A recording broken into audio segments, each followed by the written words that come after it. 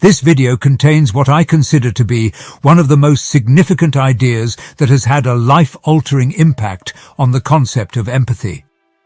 Things were changing for others because they were experiencing realizations, and I could see that when I experienced things in my life.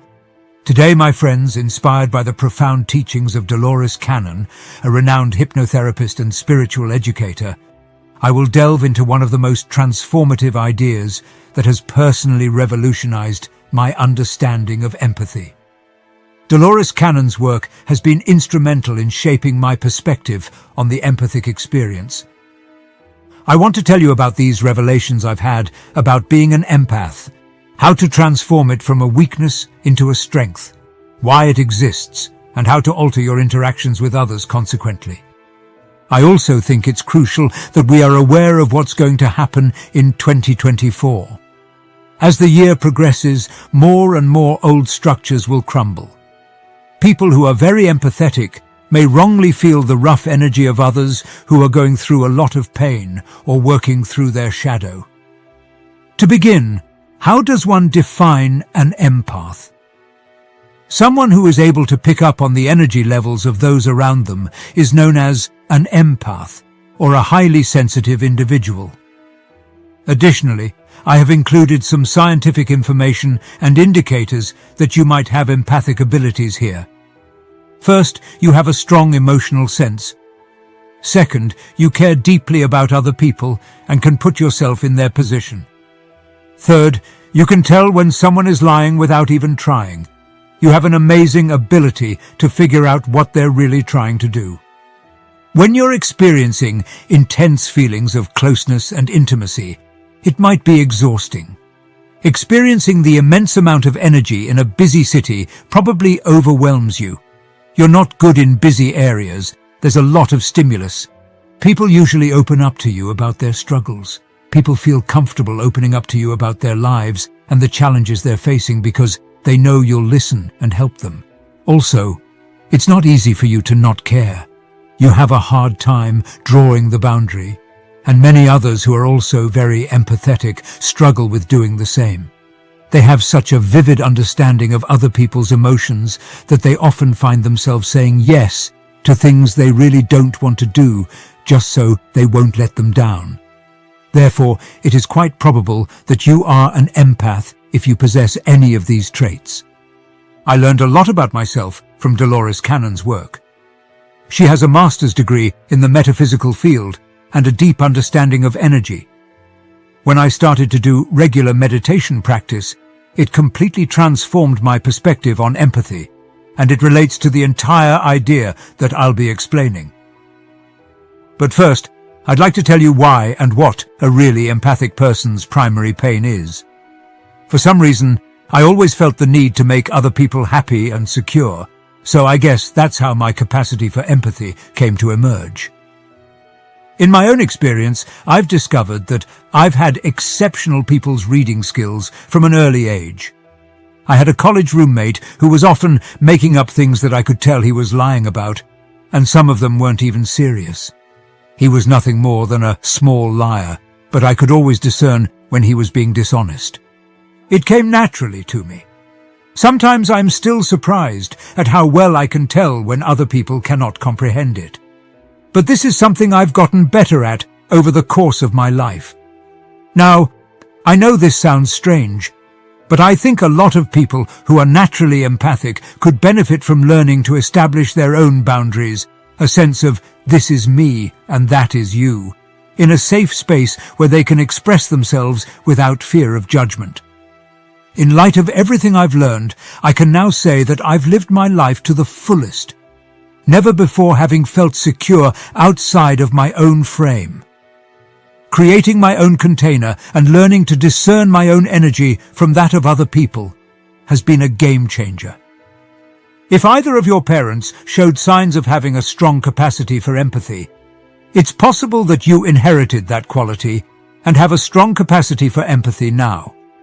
Maybe they made you feel their feelings, which didn't exactly give you the freedom to be yourself, and may have even made you feel bad for being sensitive. I have to say, that's a pretty cool power. It looks like you're very smart, You have the power to be in tune with other people, and you need to figure out how to use this gift. If this video is bringing value to you, I kindly ask for your support. Please consider subscribing to our channel, leaving your like, and if you wish, share your own experiences in the comments section below. So, to find out, let's examine this energy dynamic. This is a description of the most transformative meditation that, in my opinion, you will never forget. To start, this is the narcissism empathy scale. One extreme is narcissism. A narcissist would say, me, bring to me what I want. They have self-centered behavior around the ego. On the flip side, there's empathy. When someone is exceptionally attuned to your every emotion, they may also develop a tendency to be someone who likes to please others. It's like adjusting to the natural world. It's as if the narcissist is tuning into themselves while the empath is tuning into the other person. The key distinction is that an empath is always looking outward and constantly tuned in and experiencing the world around them. Later on, they'll be able to tune into other people and show extreme sensitivity. This is when things get wild. The narcissist truly has something to teach the empath. When a narcissist puts themselves first, they put other people last, which is a destructive way of looking at self-pleasing. Finding one's own needs met and learning to distinguish between you and me are two skills that might help an empath prioritize helping others. The crux of the matter is that an empath's ability to tune into other people's emotions and experiences is a learned behavior that served them well during their formative years. However, they can start by recognizing the difference. Also, I know there are a lot of spiritual folks watching this who are probably thinking, you want me to feel distinct from other people? That's the opposite. We need unity, consciousness. Prioritizing love and connection should be our sole priority. Assuming you are an empath, you have accomplished that already. Paying close attention to your uniqueness is actually the most important thing here. Let me tell you, just like you, I meditate daily for 5 minutes. This is the first thing in the morning and again before bed. Or at least 10 minutes in the morning and again before bed, but usually I recommend at least 5. And here's what you have to do. Look directly at the flame of a candle that's at least a foot away. Focus on the flame of this candle. My method is to just observe my thoughts. I don't try to control them. When I fixate on a single spot, both my eyes and my thoughts are glued to that spot. This is the turning point here. Join me in taking a single deep breath as we focus on the in-breath while we conduct this exercise. I want you to pay attention to a few things. Now is the time to breathe deeply.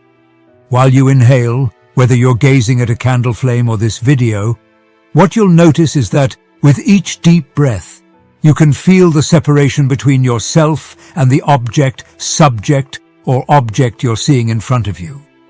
By doing this with a candle flame, I am able to experience the distance between me and the flame as I inhale.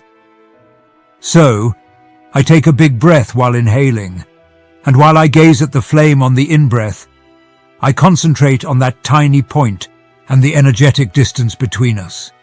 Then, on the out-breath, I let go of that tension. Additionally, I direct my attention on the sensation of energy flowing through my feet, hands, and arms. A heightened sense of presence washes over me while I work on this. You see, an empath is hyper-attuned to their surroundings and less concerned with their physical self. And when you are present, let me tell you something. You are magnetic. A flood of energy will envelop you, and if everyone would just concentrate on being here and now, the world would become a better place. The secret to being an empath is learning to put yourself in your own frame, which means having more space between you and other people. In order to fulfill your own purpose, your own frame must be on a personal mission. Setting reasonable limits is another important step in this direction. The more you tell yourself, yes, the more room you have to tell other things, no. And both of these things contribute to healthy boundaries. The more you refuse to do something you don't want to do, the more you end up doing it. For example, if someone asks you to go to a noisy party but you're not into it, saying yes will just get you there, where you won't have fun. It's a lose-lose game all the way around. Instead, you can do what you want to do, and you start to feel better about yourself. So, what I've just shared with you encapsulates a profound realization I've personally experienced as an empath. The journey of cultivating this awareness within has been transformative, leading to a magnetic energy that naturally attracts positivity into my life. Tuning into my own energy has provided a sense of stability, allowing me to navigate life on my own terms. By refraining from shouldering the responsibilities of others, I've gained the ability to discern and define the energetic boundaries that exist between each individual. This process, inspired by the teachings of Dolores Cannon, has become one of the most potent aspects that has significantly impacted my life and probably will impact yours too. If you're still with me, I wish you a wonderful journey ahead, and may blessings accompany your beautiful day. Thank you.